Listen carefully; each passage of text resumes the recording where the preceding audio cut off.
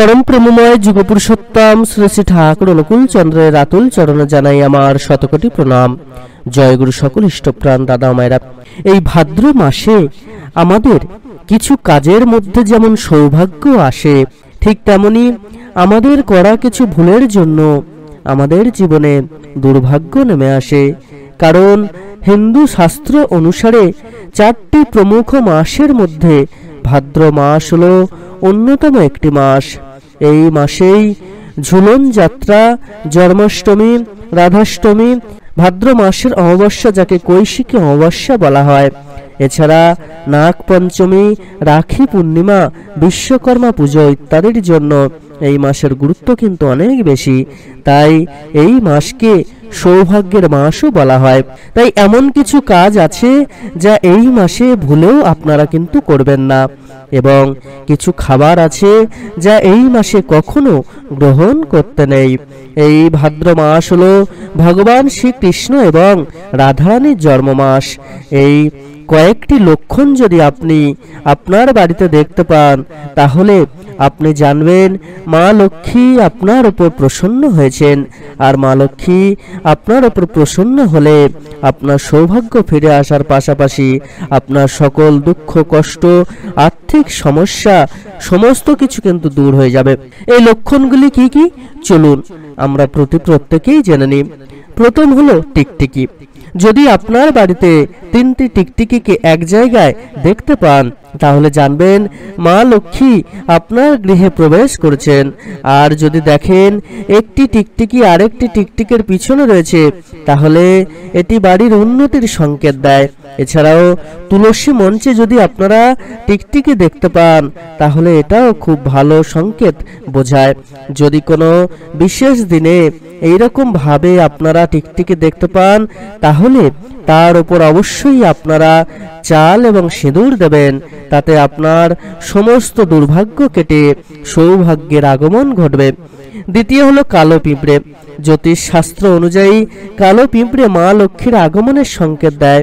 তাই বাড়িতে কালো পিঁপড়ে দেখতে পেলে তাকে অবশ্যই আঠা বা চিনি খেতে দেবেন, এতে আপনাদের দুর্ভাগ্য নাশ হয়ে যাবে। তৃতীয় হলো যদি আপনারা স্বপ্নে ঝাঁটা, পেঁচা, বেজি, সাপ দেখতে পান, তাহলে খুব শীঘ্রই আপনারা ধনসম্পদ পাবেন। চতুর্থত হলো শঙ্খের আওয়াজ। যদি আপনি বারবার শঙ্খের আওয়াজ পান, বা যদি মনে হয় আপনার আশেপাশে সব সময় শঙ্খ বাজছে, তাহলে বুঝবেন মা লক্ষ্মীর কৃপা আপনার উপর রয়েছে।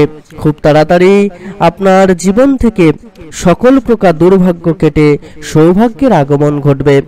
এই মাসে যদি আপনারা এই সংকেত পেয়ে থাকেন, তাহলে আপনারা খুবই ভাগ্যশালী হবেন।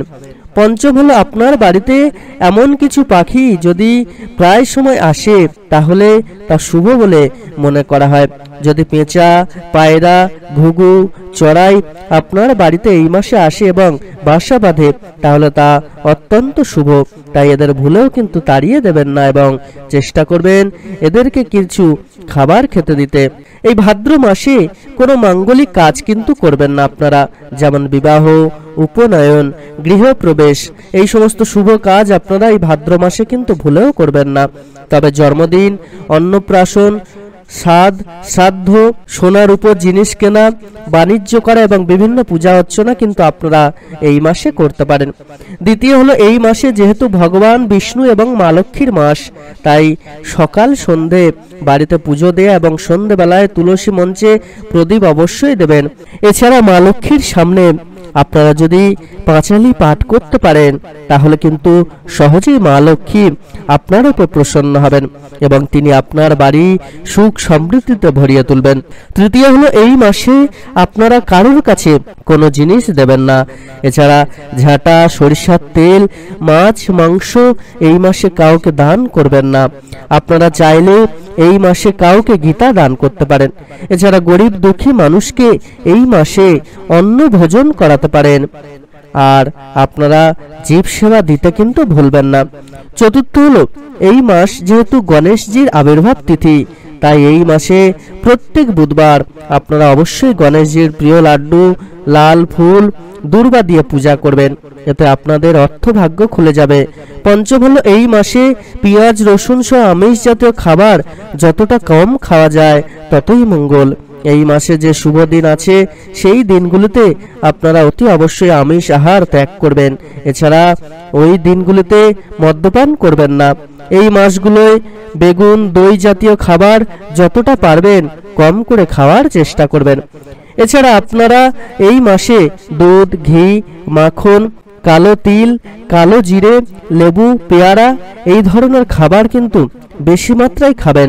গরুর পুরাণে উল্লেখ আছে এই 7 জন ব্যক্তির বাড়িতে যদি আপনারা খাবার খান তাহলে সারা বছর রোগ ব্যাধি লেগেই থাকবে এবং অর্থ সংকটে ভুগবেন। চলুন আমরা প্রত্যেকেই জেনে নিই কোন সেই 7 জন যাদের বাড়িতে খাবার খাওয়া নিষিদ্ধ, খেলেই সারা বছর অসুখে ভুগতে হবে। প্রথম হলো যারা কালা জাদু টুকটাক ব্ল্যাক ম্যাজিক করেন, তাদের বাড়িতে ভুল করেও কিন্তু আপনারা কখনো কোনো খাবার খাবেন না। দ্বিতীয় হলো যে বাড়িতে কোনো মানুষের রিসেন্ট অকাল মৃত্যু হয়েছে, এরকম বাড়িতেও কিন্তু আপনারা এই সময় খাবেন না। তৃতীয় হলো কোনো চরিত্রহীন মহিলার বাড়িতে আপনারা ভুলেও খাবার খাবেন না, কারণ এমন বাড়িতে খাবার খেলে মন দূষিত হয়ে যায়, এতে আপনাদের পুণ্য কিন্তু ক্ষয় হতে পারে।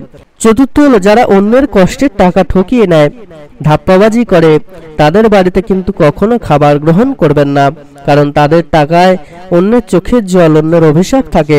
তাই এই মানুষদের বাড়িতে খাবার খেলে আমরা আমাদের দুর্ভাগ্যকে কিন্তু নিজেরাই টেনে আনবো। পঞ্চম হলো যারা অন্যের নামে নিন্দা করে, তাদের বাড়িতেও কখনো কোনো খাবার খাবেন না, কারণ নিন্দা এমন একটি জিনিস যা মানুষের সৌভাগ্য নষ্ট করে দেয়, ফলে এমন বাড়িতে খেলে আপনাদের পুণ্য নষ্ট হয়ে যাবে। ষষ্ঠ হলো যারা অন্যকে হিংসা করে, যারা সহজে রেগে যায়, বড়দের কেয়ার করে না, এমন মানুষের বাড়িতেও কিন্তু আপনারা খাবার খাবেন না। সপ্তমত হলো যাদের মধ্যে করুণা দয়ামায়া নেই, পশুর মতো আচরণ করে, এমন মানুষের বাড়িতেও কিন্তু আপনারা কখনো খাবেন না।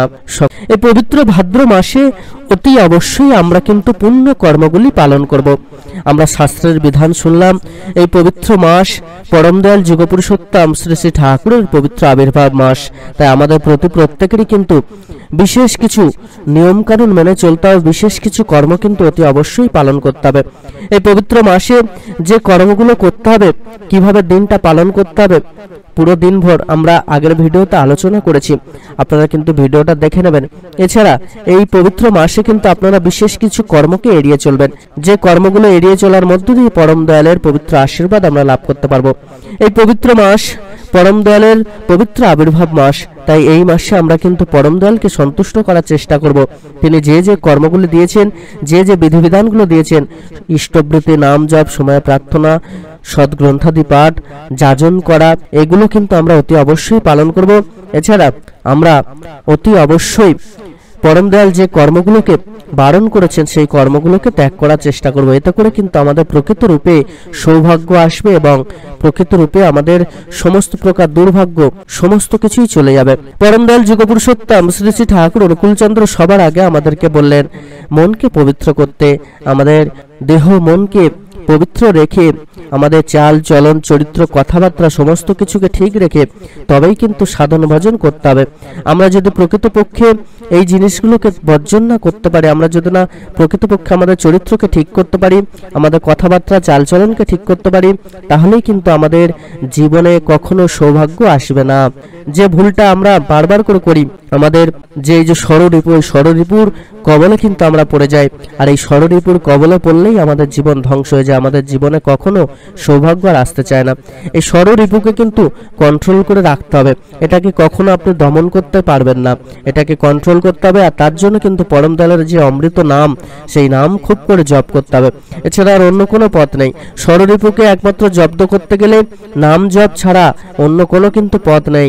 নাম জপ আপনাকে খুব করে করতে হবে, এর মধ্য দিয়ে মহাপুণ্য যেমন লাভ হবে, ঠিক তেমন ভাবে আপনার চাল চলন চরিত্র সমস্ত কিছু ঠিক হবে, আপনার মানসিক শান্তি আসবে, আপনার আত্মার খোরাক জন্মাবে।